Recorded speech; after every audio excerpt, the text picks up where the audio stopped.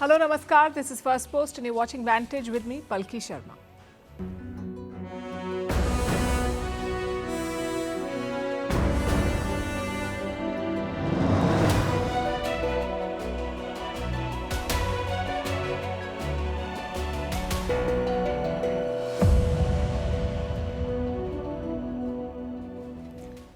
Tonight, we are telling you about a world on edge.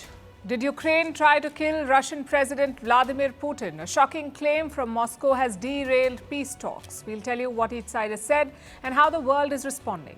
In Asia, China has surrounded Taiwan. It is conducting its biggest ever military drill near the island with more ships, more jets and less room for miscalculation. In West Asia, allies have turned rivals. It's Saudi Arabia versus the UAE. A proxy war is playing out in Yemen. And a stark warning from Silicon Valley, AI will take many more jobs in 2026. Also in focus, Bangladesh is in mourning. Former Prime Minister Khaleda Zia has died. In Iran, protests have erupted after the currency crashed. In India, Prime Minister Modi has warned about antibiotic resistance. We're also looking back at India's year of IPOs, record listings but mixed returns for investors, and why New Year celebrations have been scaled back across the world. All this and more coming up. The headlines first. Syria imposes an overnight curfew in the port city of Latakia after attacks in predominantly Alawite neighborhoods. On Sunday, 3 people were killed during protests by the minority community since Bashar al-Assad, who is an Alawite, was ousted in December 2024. The minority group has been under attack. Iran designates the Royal Canadian Navy a terrorist organization. Tehran says it is a tit-for-tat move after Ottawa blacklisted Iran's Revolutionary Guard in 2024. Canada broke off diplomatic ties with Iran in 2012, calling Tehran, quote-unquote, the most significant threat to global peace. South Korea's president to visit China. He will land there on Sunday to boost ties with Beijing. During the trip, he will meet Chinese President Xi Jinping. The two leaders last met in November on the sidelines of the APEC summit. Li's visit will be the first by a South Korean leader to China since 2019.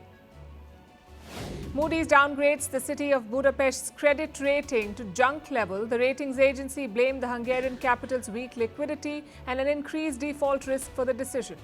This comes amid a row between Prime Minister Viktor Orban's government and Budapest's opposition mayor. And Eurostar suspends all train services in Europe after a power failure in the English Channel tunnel. This has triggered major travel chaos during the busy holiday season. Today's disruption was the latest to affect Eurostar. In August, an electrical fault had forced the cancellation of Eurostar services.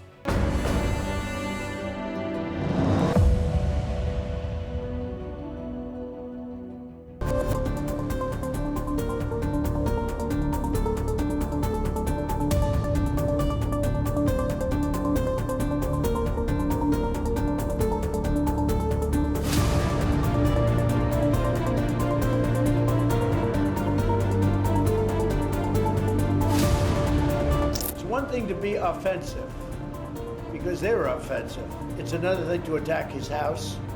It's not the right time to do any of that.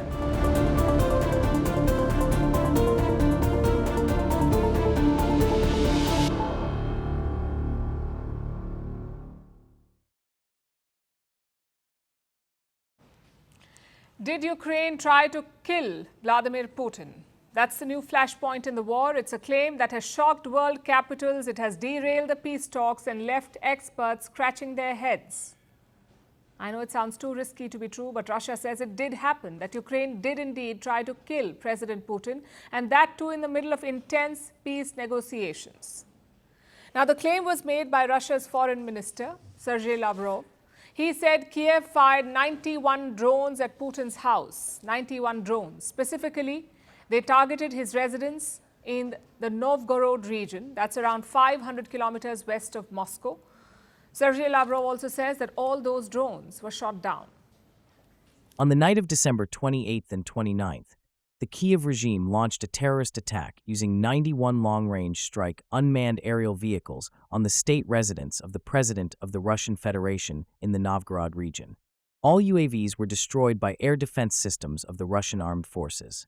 Given the complete degeneration of the criminal Kiev regime, which has shifted to a policy of state terrorism, Russia's negotiating position will be reconsidered. And when did the attack happen? Late on Sunday, on the night of December 28th and 29th. That's what Russia has said. And you know what else happened on the same day, on Sunday night? The talks between the US and Ukraine. President Donald Trump hosted Ukrainian leader Volodymyr Zelensky in Miami.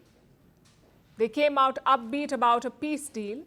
But Russia says on the same night, Ukraine launched this attack to kill Putin. If true, it's a mindless escalation. And that's a big if. Did Ukraine really try to bomb Putin? Kiev has rejected the claim.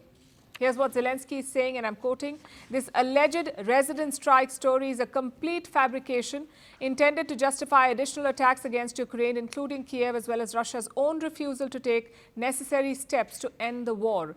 Typical Russian lies." So Zelensky has called it a lie. And now you have two different versions. Russia says Ukraine attacked Putin's house. Ukraine says it's a lie. And is there any proof to settle this confusion? Maybe some drone debris or footage. Russia says all the drones were effectively intercepted. As for debris, we haven't seen any yet. The Kremlin says, ask the Russian Defense Ministry. And just to be clear, the burden of proof is on Russia. After all, they made the allegations that they must prove it, or they must provide the evidence to back it up. Having said that, this is not just another allegation. This is as serious as it gets. So proof or not, it will trigger concerns. And it has. We are already seeing world leaders express concern. Putin personally informed Donald Trump about the alleged strikes, and the US president was not happy. Here's what he said. I heard about it this morning. You know who told me about it? President Putin told me about it. Early in the morning, he said he was attacked. It's no good. It's no good. Don't forget, you know, the Tomahawks. I stopped the Tomahawks. I didn't want that. Because we're talking about, you know, it's a delicate period of time. This is not the right time. It's one thing to be offensive, because they were offensive. It's another thing to attack his house. It's not the right time to do any of that, and can't do it.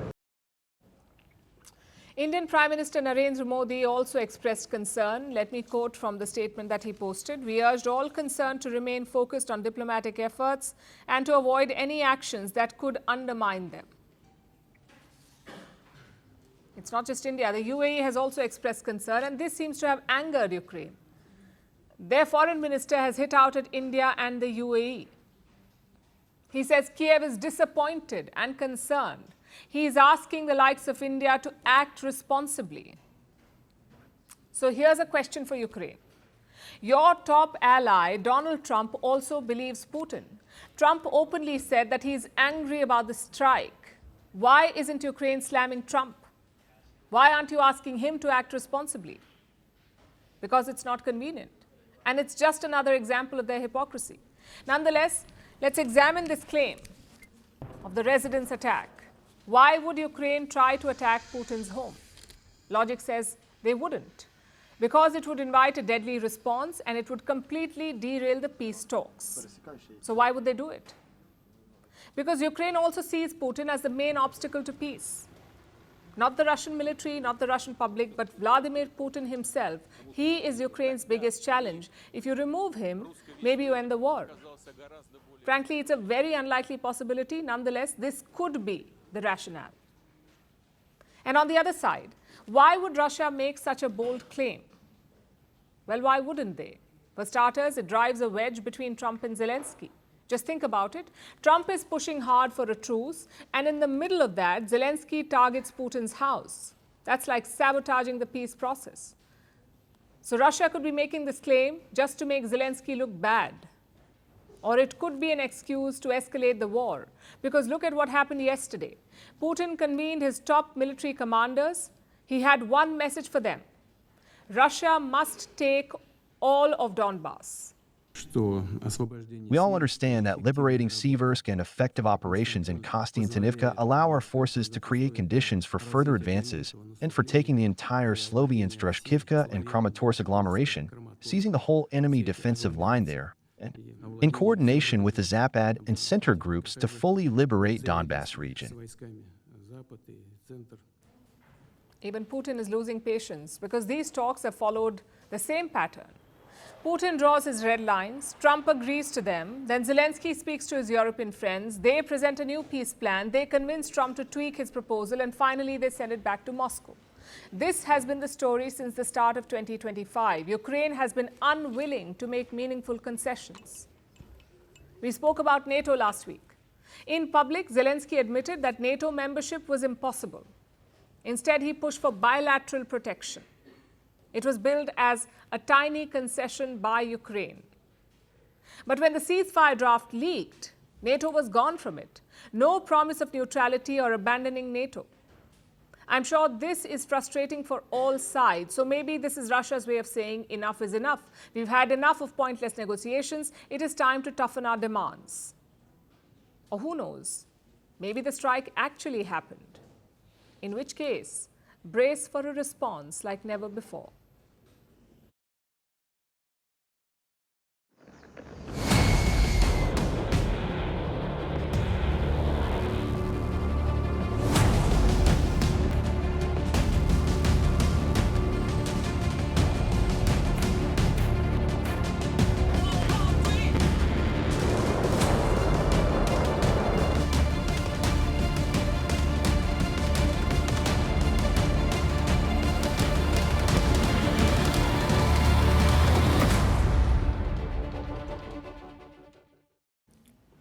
China is turning up the heat on Taiwan. It's day 2 of their military drills, the largest and closest military drills targeting Taiwan. Beijing calls it Justice Mission 2025. Chinese forces have encircled Taiwan. They've mobilized warships, fighter jets, and rocket forces. And this morning, they fired live rockets. Take a look at this first.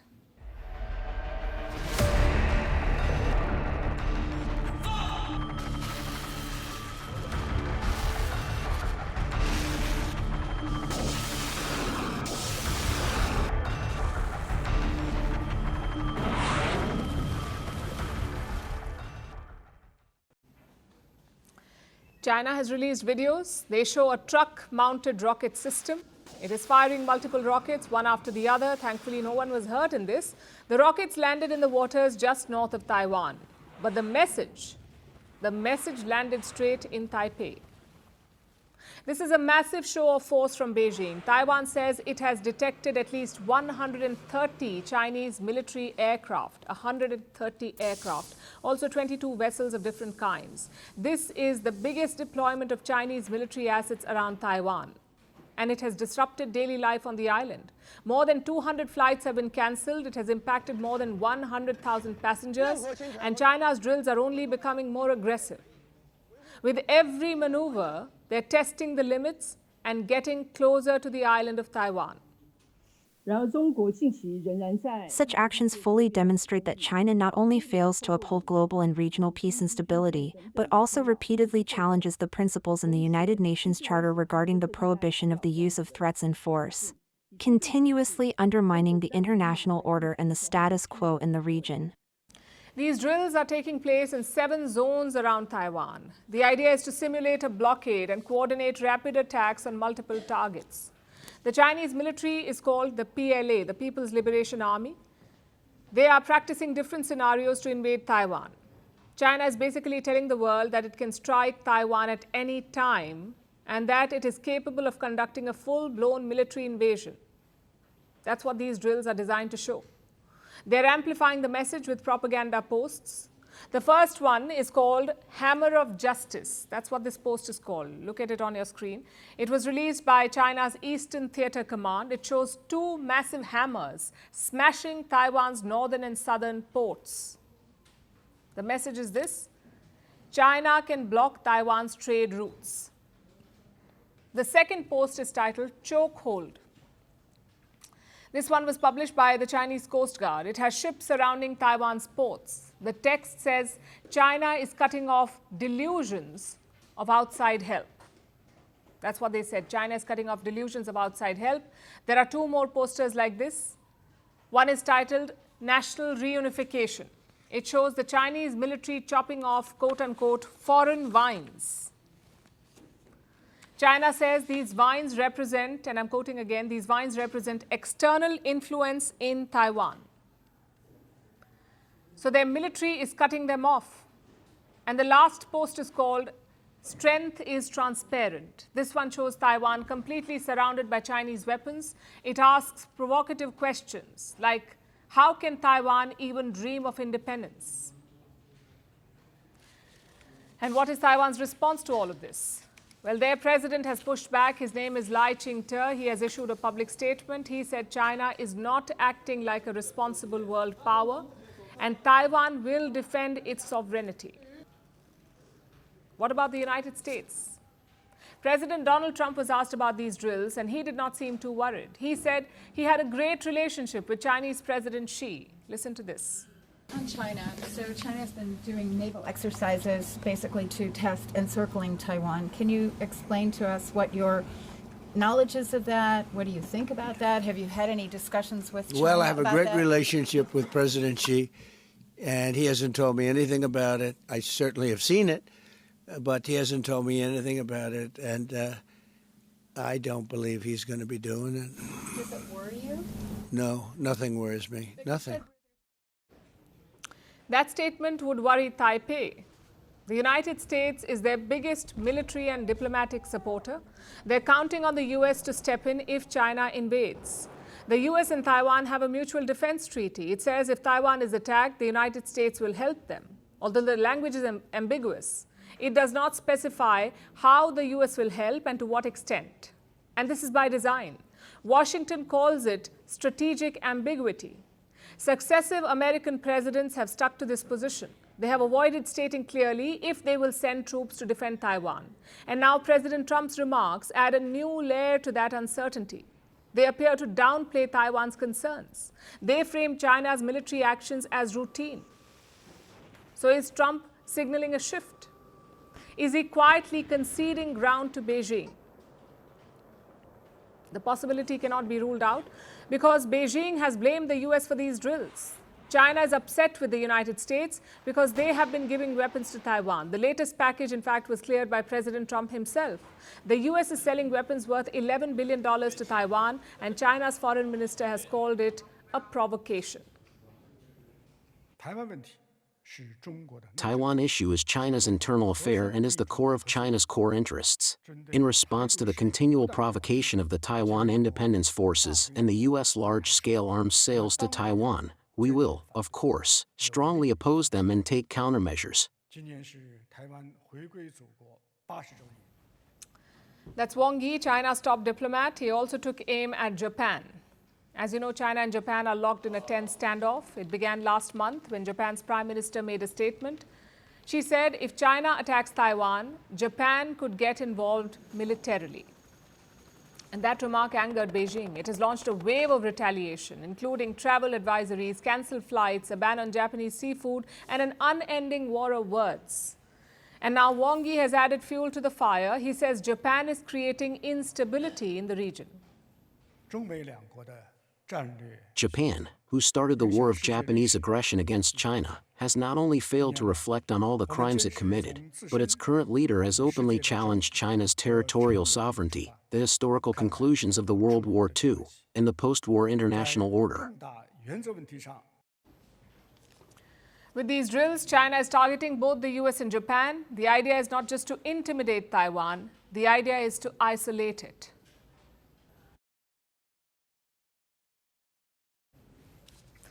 Let's turn to West Asia now, where a proxy war is unfolding in Yemen. On one side is Saudi Arabia, on the other side is the UAE. Two close allies now at odds. We have seen open threats, we have seen airstrikes. The question is, will there be a full-blown confrontation? Let me tell you what happened today. This morning, Saudi military attacked a port in Yemen. It is called Mukalla in the south. Look at the aftermath.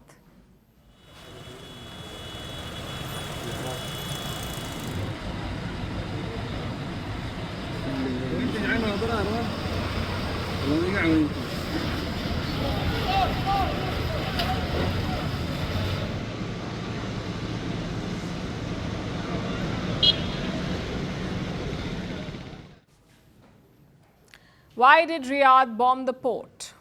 They say Mukalla was receiving weapon shipments from the UAE. 2 ships had allegedly brought arms to Yemen, so Riyadh decided to blow them up. But that wasn't even the most explosive move. That would come a few hours later. Saudi Arabia's foreign ministry released a sharp statement. They named and accused the UAE of hurting Saudi interests. And we'll come to that in a bit. But first, let me give you some background. Yemen is basically a country split into 2. The north is controlled by the Houthis. It's a rebel group supported by Iran. The south is ruled by the internationally recognized government. But this government is also a divided one. It has a presidential council, which is supported by Saudi Arabia. It also has a Southern Transition Council, or STC. And this is backed by the UAE. Now, technically, these 2 factions are rivals. They united with the sole purpose of fighting the Houthis. From 2015, Saudi Arabia and the UAE have been fighting this war. And their own soldiers were deployed in Yemen. But in 2019, the UAE began pulling out. On paper, they still support the southern regime, though recently things have heated up. Earlier this month, the UAE-backed forces launched a surprise offensive. They now control virtually all of southern Yemen. What followed were massive celebrations on the streets. Take a look.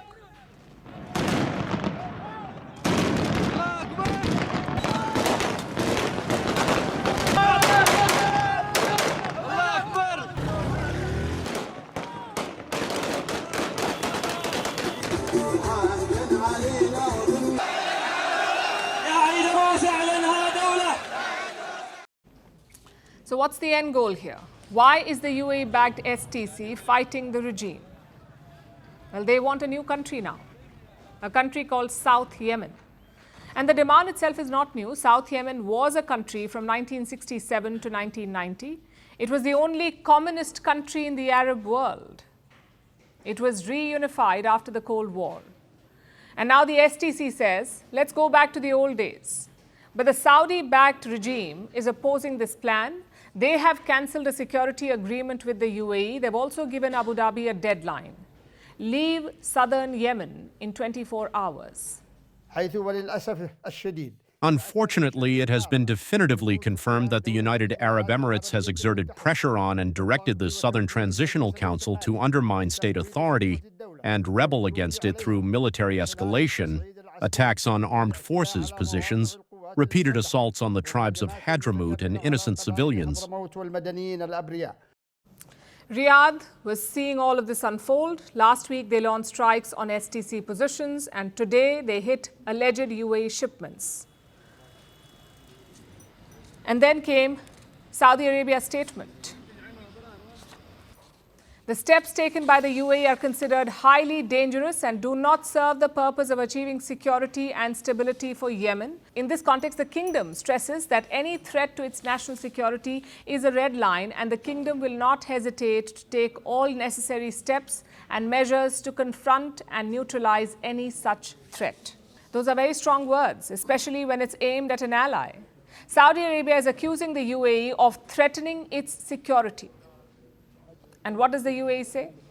Well, they have basically denied all of it. They have denied supporting the STC offensive. They have denied sending arms to Mukalla.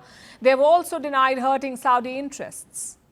Plus, the UAE is reminding Riyadh of its own sacrifices in Yemen. It is asking for more coordination and wisdom. And that sums up the events of today. We had strikes, we had statements, and we had counter-statements. The question is, what comes next? Well, the UAE is offering a concession. They have agreed to withdraw all remaining forces from Yemen. But will that be enough? I ask because Saudi Arabia has legitimate concerns in Yemen. Their border is more than 1,300 kilometers long. A Houthi-run Yemen is bad news for the Saudis. And we saw that in 2019 and again in 2022. The Houthis launched attacks on Saudi oil facilities. So stability in Yemen is non-negotiable for Riyadh. Like they said, it's a red line. But for the UAE, the concerns are different. They wanted a reliable ally in Yemen, someone who could protect Yemen's oil resources and sea lanes. And frankly, it looks like they got one. So the future is hard to predict right now. Saudi Arabia has the more pressing goal, but the UAE has the edge. Let's see how this proxy battle unfolds.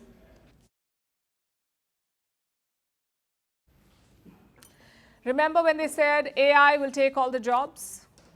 Like AI is Thanos. It will snap its fingers and magically all the jobs will disappear. Well, this was a warning we heard too many times this year, and now as the year comes to a close, the warning is back again. This time it's coming from Geoffrey Hinton. He is known for his work on artificial neural networks. Basically, he helped build the very brain that AI thinks with. And that is why he's called the godfather of AI. And now that godfather has a stark warning. Geoffrey Hinton says this is just the beginning. In 2026, more jobs will be lost due to AI, and the wipeout is just getting started. We're going to see AI get even better. It's already extremely good. It's already able to replace jobs in call centers, but it's going to be able to replace many other jobs. So Hinton's argument is quite simple. AI was already good. It's only getting better. It has already replaced clerical jobs, and now it is coming for others. Because in the coming year, AI will make massive capability leaps. That's what Hinton has predicted. I'll give you an example. There is an AI that writes 60-minute software tasks. Hinton says it will soon be able to handle full projects. That's the sort of leap it will make. And what does that mean for jobs?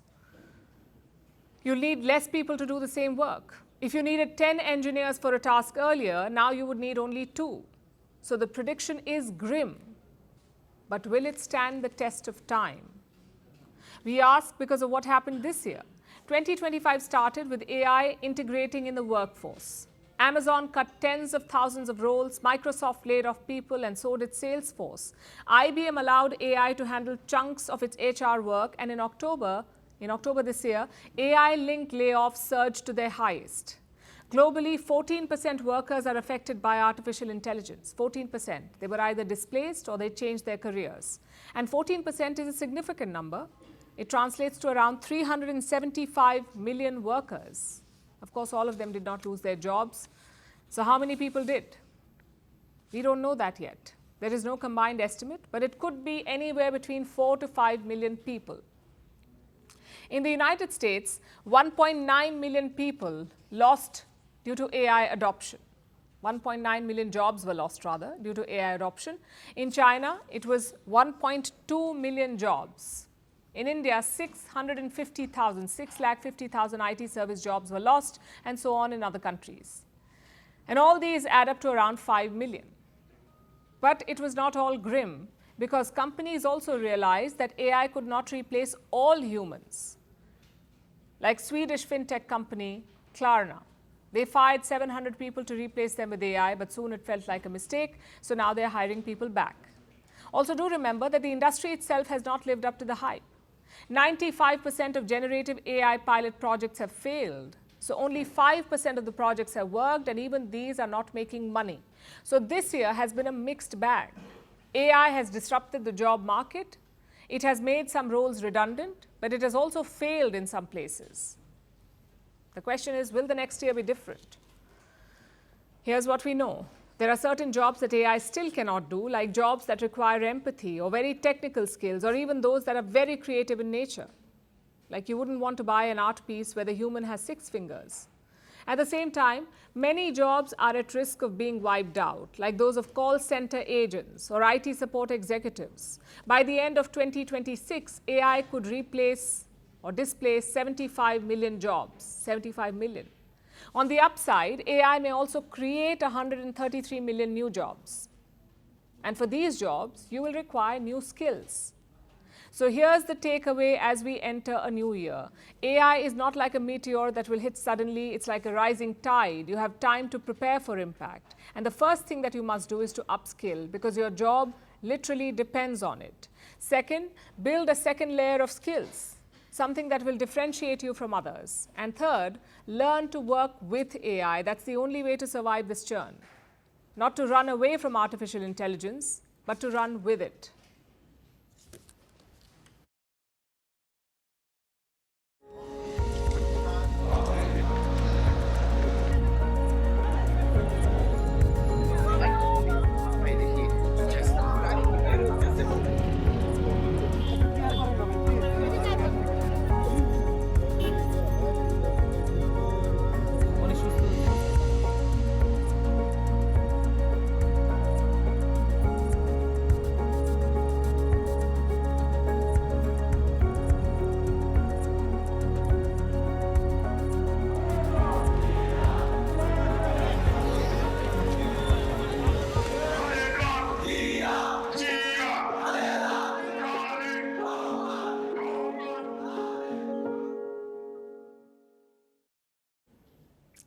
Bangladesh is in mourning today. One of their dearest leaders has passed away. It's Khaleda Zia, a former prime minister, a resilient party leader and a respected stateswoman. She had been hospitalized late in November. Her doctors said her condition was extremely critical. Last week, her son, Tariq Rahman, returned from an exile 17 years later, a 17-year-long exile. He met Khaleda Zia at the hospital on Thursday, and today she breathed her last. Dozens of supporters turned up outside the hospital. Many of them broke down in tears.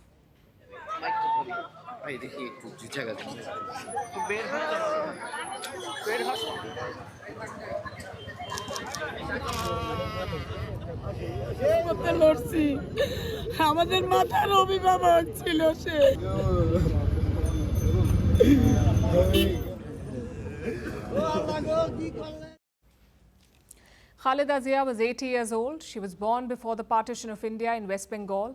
At the age of 15, she married a soldier, Zia-ur-Rahman. He fought in Bangladesh's 1971 Liberation War. He also became the country's president. Zia-ur-Rahman ruled Bangladesh from 1977 to 1981. During this time, Khaleda Zia stayed in the shadows. No politics, no public role. But in 1981, her husband was assassinated. Zia had no option but to take over his party, the BNP, the Bangladesh Nationalist Party, BNP. In the next decade, Khaleda Zia fought against military rule in Dhaka. She was arrested multiple times. But when democracy returned in 1991, she cashed in. The BNP won the elections that year, and Khaleda Zia became the Prime Minister, Bangladesh's first woman Prime Minister. She lost re-election in 1996. She returned to power again in 2001, this time with the help of Islamist parties. By 2008, Zia's downfall had begun. She was arrested and convicted on corruption charges. Her party's influence had shrunk, and she began battling health issues. So it's been a typical political story, a tragedy, a struggle, a rise, and then a fall. But this story wouldn't have been possible without one person, and that is Sheikh Hasina. Hasina and Zia dominated Bangladeshi politics for a generation, from the 1990s to the 2020s. In 1991, Zia won the election. In 1996, Hasina won the election. In 2001, Zia returned to power, and in 2008, Hasina returned the favor. This tussle was billed as the Battle of Begums. Begum meaning queen or noble woman. And this wasn't some friendly battle. It was bitter and vengeful. When Zia came to power, Sheikh Hasina supporters were persecuted. When Sheikh Hasina came to power, Khaleda Zia supporters were jailed. They represented very different ideologies. Hasina was progressive and secular. Zia leaned towards Islamism. Hasina had a warm relationship with India, but Zia did not. It was a battle that shaped 34 years of Bangladesh's 54-year history. And now it's over. Khaleda Zia is no more, and Sheikh Hasina is in exile. Neither leader will be on the ballot in February. It will be the first election without either Begum. Clearly, it's a watershed moment for Bangladesh.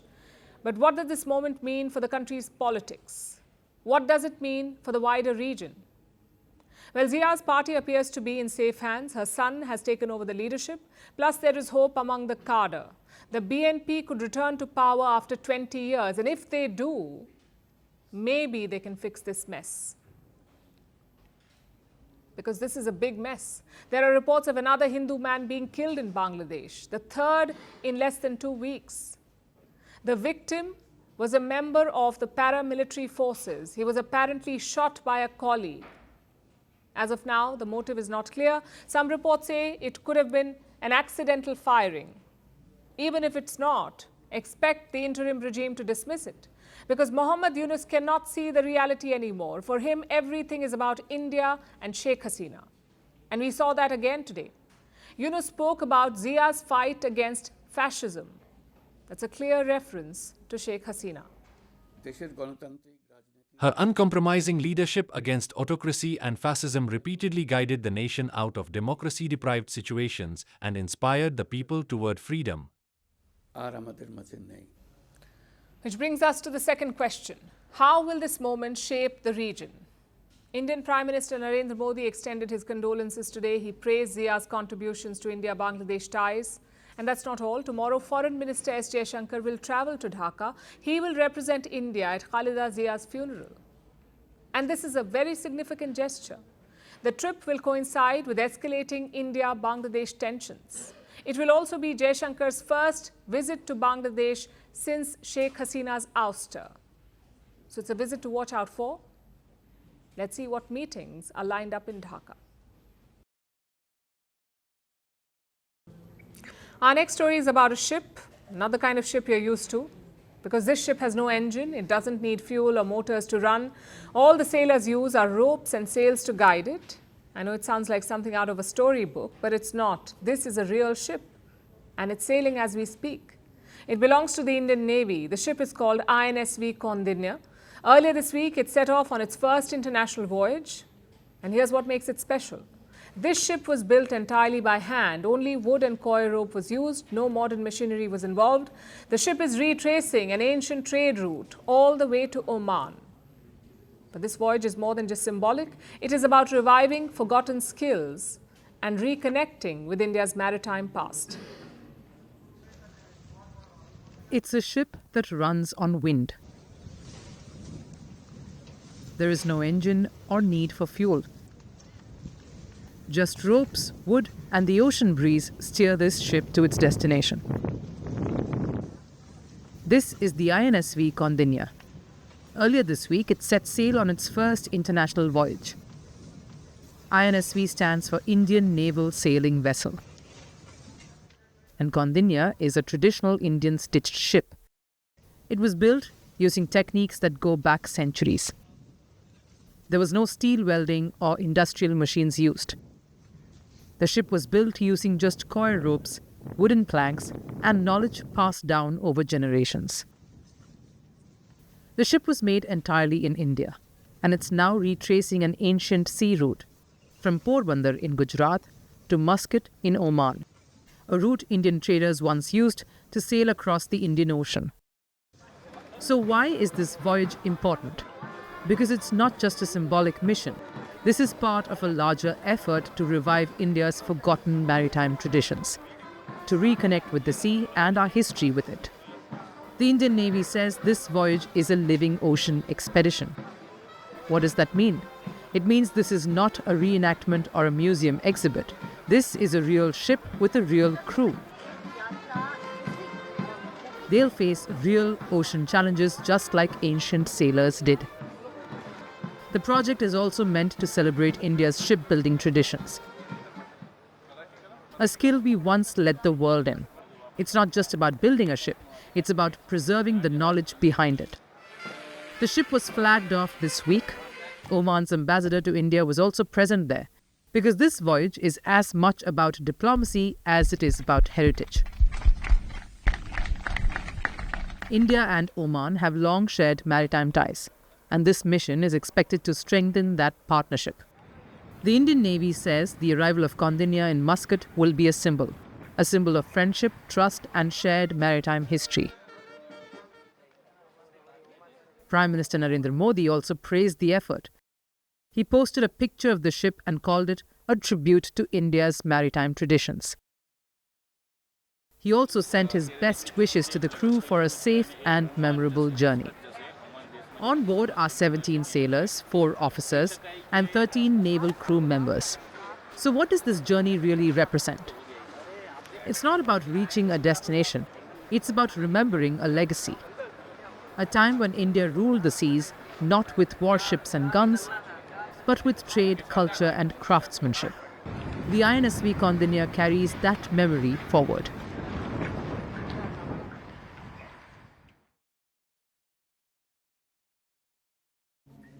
As the year winds down, we're also looking at the stock market. It's been quite a story, exciting, eventful, yet full of contradictions. It was the year of record public listings, but it also brought reality checks for investors. And tonight we'll try and break it down for you. 2025 was the year of IPOs. IPO is an initial public offering. That's when a company sells its shares to the public for the first time. So initial public offering. In simple words, this is how a business raises money from investors to grow. By by selling shares in the stock market. And this year, India saw more IPOs than ever before. More than 370 companies listed themselves on the stock market. Together, they raised a record 1.95 lakh crore rupees. That's roughly 22 billion US dollars. Last year, in 2024, Indian IPOs raised 1.9 lakh crore rupees. Now, if you combine the 2 years, Indian companies have raised nearly 4 lakh crore rupees. This is the highest ever. So what drove the IPO boom? Well, a bunch of things like strong investor demand. We're talking about domestic investors here. They were very excited about IPOs. They showed an extraordinary willingness to put money into new listings. So much so that IPOs were subscribed many times over, meaning the demand was much higher than the number of shares on offer. And this provided a safety net for companies. They went public even as global markets turned cautious. The second reason was strong regulatory support, and that's thanks to India's market regulator SEBI. They streamlined the IPO process, they cut down approval times, and they simplified disclosure rules. Plus, we now have digital platforms, which makes participation easier. The third reason was India's economic boom. This year, India remained one of the fastest growing major economies in the world. GDP growth was stable, inflation eased, and interest rates stabilized. It gave people the confidence to invest. And the result was this. Big names hit the market in 2025, like Tata Capital, LG Electronics India, and Meesho, among others. But it wasn't all rosy. Because while IPO numbers broke records, the returns did not match the hype. Here's what reports say. Nearly half of the major companies that went public are now trading below their initial listing price. A, because valuations ran far ahead of reality. Many companies came to the market at very high prices. They expected strong demand to continue indefinitely. But once the initial excitement faded, investors began looking more closely. They looked at profits, they looked at business models, and not every company could deliver. So the stock prices fell. Another factor is the broader market environment. Even as IPOs boomed, foreign investors left this market. This year, they pulled out more than 1.5 lakh crore rupees from Indian markets. And why did foreign investors leave? Well, they were worried about global interest rates, trade tensions, and slowing growth in major economies. So while domestic investors kept pouring money into IPOs, foreign investors exited the Indian market. And that created a strange split. A boom at the entry point, but a cautious approach after listing. So new companies found buyers, but listed companies faced pressure. The lesson was this. An IPO boom does not always mean easy gains. For investors, 2025 was a lesson in selectivity. For companies, it was a test of credibility. And for the market as a whole, it was a reminder that growth stories still need solid fundamentals. Iran is back in the headlines today. Yesterday, we told you about its latest satellite launch from Russia. Today, it's about a growing unrest. Protests have broken out in parts of Tehran. Shopkeepers and traders have taken to the streets. They are angry because Iran's currency has collapsed and food prices have soared. Iran's currency is called the rial. It has fallen to a record low. It stands at 1.42 million to the US dollar. $1 is worth 1.42 million rial. This has pushed up prices across the board. Basic goods have become unaffordable. The government says it is listening, but the pressure is deeper than one crisis. Years of sanctions and restricted trade have left the economy fragile, and now that pressure is boiling over. Our next report has more. 2025 has been a year of strain for Iran. From regional conflict and rising tensions with Israel and the U.S. to water shortages and power cuts, pressure has come from every direction for the country.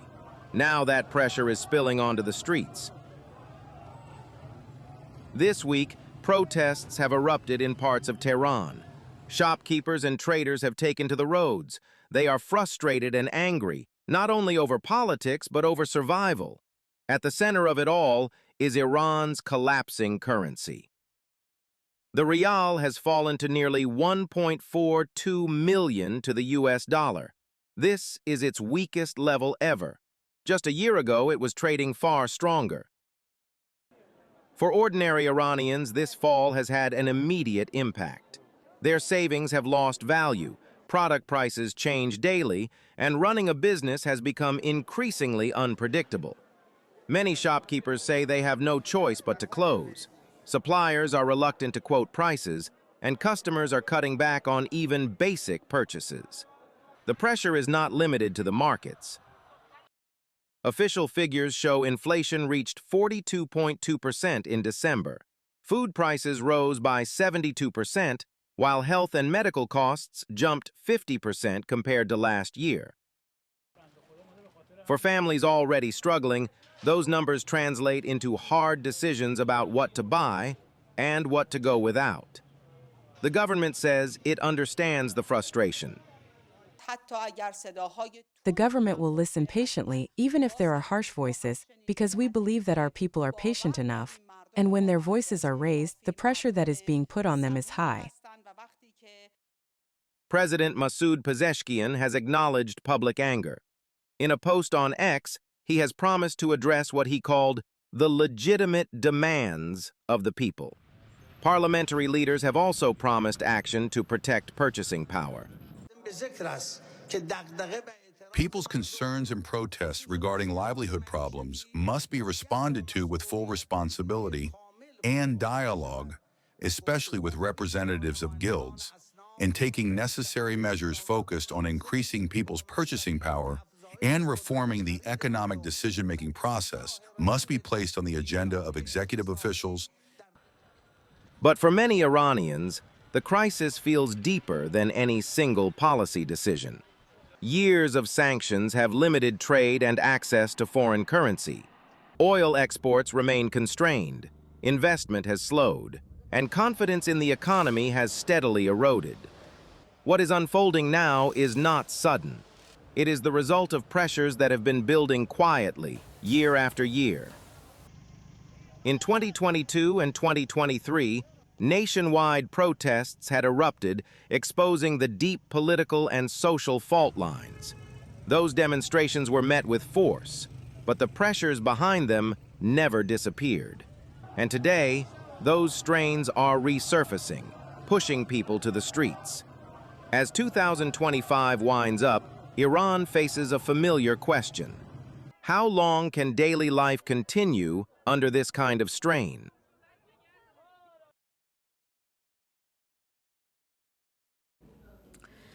Imagine this. You get a minor infection, you pop an antibiotic, you get better in a day or two, and you move on with your life. End of story. Or so you think. Because if you fall seriously ill and the doctor gives you the same kind of drug, chances are it won't work. Not because the disease is stronger, but because the drug has become weaker. You used it too often for too many small problems, and now your body has developed resistance to the medicine. This is called antibiotic resistance. And in India, it's an epidemic. It's so serious that the Prime Minister himself has issued a warning. He spoke about it on Sunday in his monthly address to the nation called Man Ki Baat. This time the Prime Minister talked about antibiotic resistance. He said, we Indians believe in one myth, that one pill can cure everything. You have a cold, take an antibiotic. You have a fever, take an antibiotic. You have sore throat, stomach infection, anything, just take an antibiotic. But here's the problem. Most of these illnesses are viral infections, and antibiotics do not work on viruses. So every time you take an antibiotic without needing it, you're not healing yourself. You're training the microbes to defeat the medicine. And this training, by the way, is working very well. A new report is out. It is from India's top medical body called the ICMR, the Indian Council of Medical Research. Here's what it has said. Indian council of medical research ने हाल ही में एक report जारी की है। इसमें बताया गया है कि निमोनिया और यूटीआई जैसी कई बीमारियों के खिलाफ एंटीबायोटिक दवाएं कमजोर साबित हो रही हैं। हम सभी के लिए यह बहुत ही चिंताजनक है। रिपोर्ट के मुताबिक इसका एक बड़ा कारण लोगों द्वारा बिना सोचे समझे एंटीबायोटिक दवाओं का सेवन है। एंटीबायोटिक ऐसी दवाएं नहीं हैं जिन्हें यूं ही ले लिया जाए। इनका इस्तेमाल डॉक्टर की सलाह से ही करना चाहिए। Do you know how many people die every year due to antibiotic resistance? 1.2 million. That's the global figure. 1.2 million people die every year. That's 3,500 deaths every single day. And in India, the numbers are stark. In 2019, nearly 3 lakh Indians died from infections linked to drug-resistant microbes. 300,000 people. That's like the population of a small city. A study shows 83% Indians carry antibiotic-resistant bacteria. And while that's alarming, it's not really surprising because India is one of the largest consumers of antibiotics in the world. Look at this survey. Only 45% antibiotic use in Indian hospitals is for real infections. What about the rest? In the rest of the cases, it's a preventive measure. I'll repeat that for you. In more than 50% of the cases, antibiotics are given as a preventive measure. It's like wearing a helmet while sitting on your sofa. Is it safe? Yes, it is. But is it necessary? Absolutely not. And in a lot of cases, doctors are not even involved. A covert operation was carried out in Karnataka. Here's what it revealed. 80% of the pharmacies, 80% of the pharmacies sell antibiotics without prescriptions. If you live in India, you already know this. But you must also know that it's dangerous. And here's the science behind it. The bacteria in your body are tiny but stubborn. When you hit them with antibiotics again and again, some of them die, but some survive. And the ones that survive teach others how to survive. It's like sharing a cheat code. And these bacteria then multiply. So when your body really needs that antibiotic, these bacteria resist it. They make the medicine fail. And in India, the problem is even more complex because it's not just people who are popping the pills. Antibiotics are also given to farm animals to make them grow faster. These drugs enter the soil, the water, and the waste. They also enter the food we consume. Now combine this with poor sanitation in many areas, limited access to clean water, crowded clinics and hospitals, and rising pollution in the air. You put it all together and you create the perfect training ground for resistance. In fact, higher air pollution is linked to growing antibiotic resistance. I guess the question is, what should we do? This crisis is man-made, which means it can also be fixed by us. And the fix is surprisingly simple. Stop treating antibiotics like paracetamol. They're not the same thing. If a doctor gives you a course, finish it. Half courses create full-strength superbugs. Also, better hygiene beats better medicine. And farm antibiotics must be regulated. Like Prime Minister Modi said, antibiotics are not a quick fix and must be taken only on a doctor's advice. That's the only way to fight antibiotic resistance.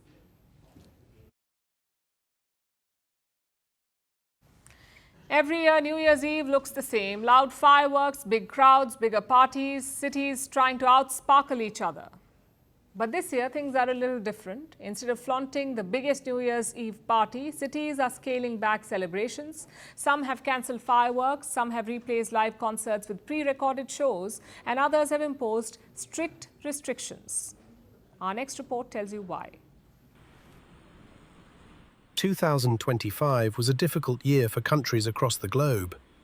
Shootings in Sydney, fires in Hong Kong, floods in Indonesia, unrest in Europe, war in Ukraine, typhoons in Manila, earthquakes looming over Mexico City.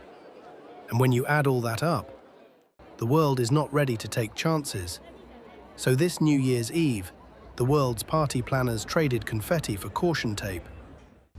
Let's start in Australia. Sydney is the city that normally screams New Year. But this time, some events have gone silent. Bondi Beach's music festival has been cancelled. Not because people don't want to party, but because of the recent mass shooting in the city. Next is Indonesia. Jakarta cancelled fireworks entirely out of solidarity for over 1,100 people killed in the Sumatra floods. Bali's Denpasar even banned fireworks. Now to Hong Kong. Normally, Victoria Harbour lights up like a disco ball for New Year's Eve. But after a high-rise fire killed 160 people, fireworks were replaced with a quieter countdown ceremony. Then comes Tokyo's Shibuya ward.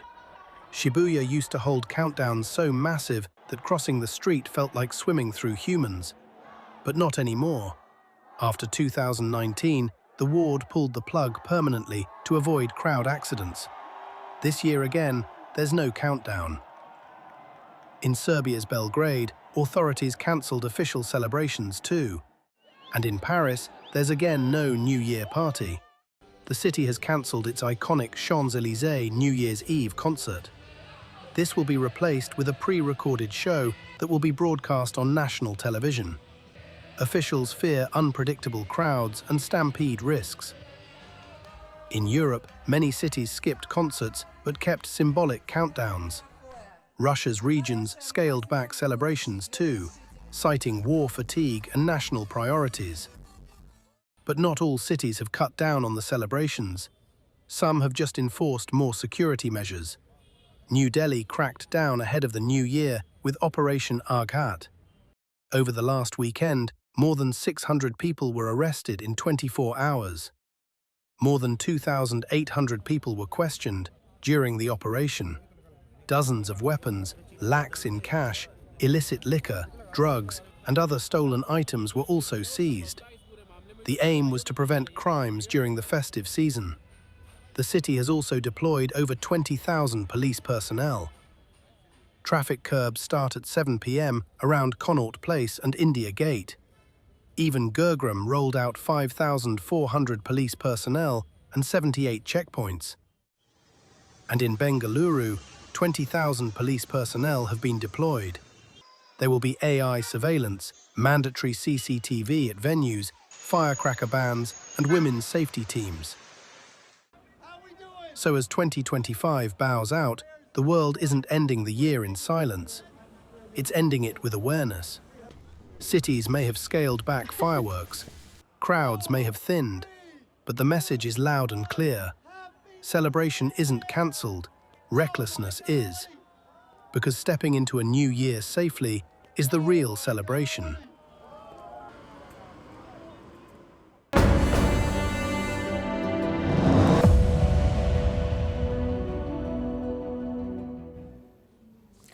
"2026 is just around the corner, which can only mean one thing. It's time to dust out the New Year, New Me memes. Everyone is guilty of doing it. New Year, new fitness goals, New Year, new diet, New Year, new travel plans, and New Year, new hobbies. But let's face it, the enthusiasm does not last before you know it.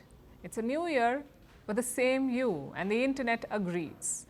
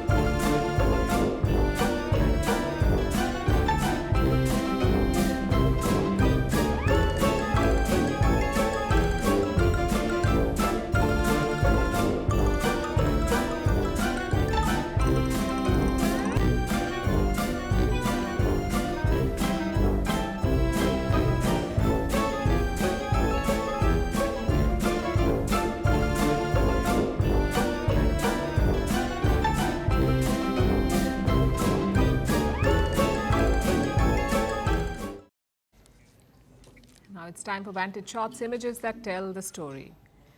Kamya Karthikeyan scripts history as the youngest Indian to ski to the South Pole.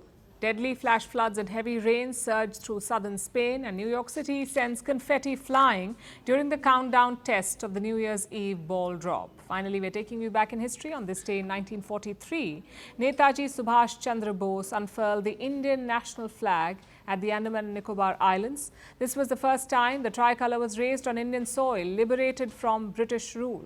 The Andaman and Nicobar Islands were occupied by Japan in 1942. They were ceremonially handed over to the Bose-led provisional government. We are leaving you on that note. Thank you for watching. We'll see you tomorrow.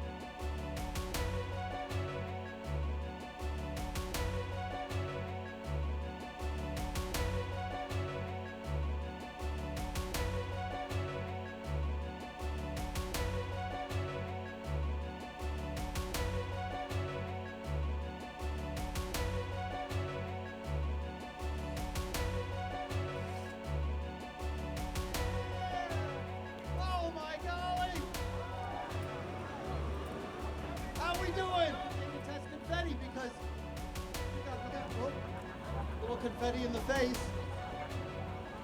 It is really nice. We need to get a little more height. We need taller people. We work with her every day.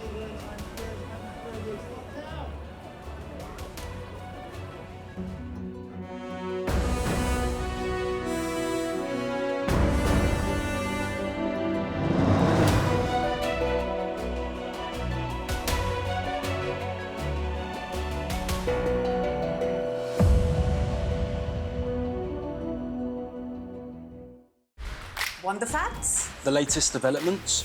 News that gets straight to the point. Well, we've got all three just for you. This is Firstpost Live, a brand new show, your window into what really matters. Don't miss it.